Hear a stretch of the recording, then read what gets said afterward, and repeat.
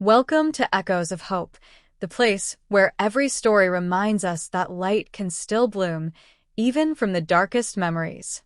If this is your first time here, don't forget to like, subscribe, and share this story, because somewhere, someone might just need this reminder.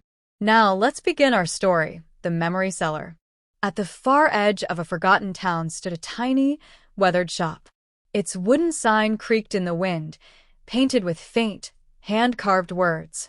Memories for sale. Most people walked by with a laugh or a shake of the head. But one evening, Elias, a man whose heart had forgotten how to hope, stepped inside. Years ago, an accident had stolen everything from him, his family, his laughter, even the sound of his own dreams. He lived in a quiet fog, haunted by what he couldn't remember. Inside the shop, an old woman sat behind a counter, surrounded by hundreds of glass jars. Each jar glowed softly, filled with a mist that shimmered like liquid gold. Without looking up, she whispered, "Every jar holds a memory one someone once lived and chose to forget." Elias frowned. "You mean people sell their memories?" She nodded.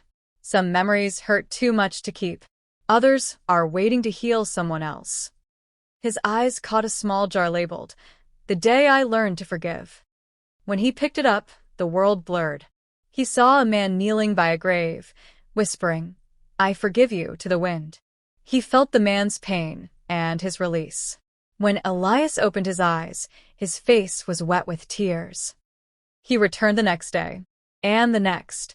Each time, he bought a different memory, a child's first laugh, the last goodbye, finding hope again. Through those memories, Elias began to feel human again.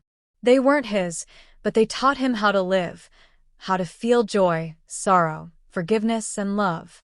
Weeks later, he arrived at the shop once more. But this time, it was empty. No jars. No soft light. No scent of old wood. Only a single note lay on the counter. It read, "You have remembered enough, Elias.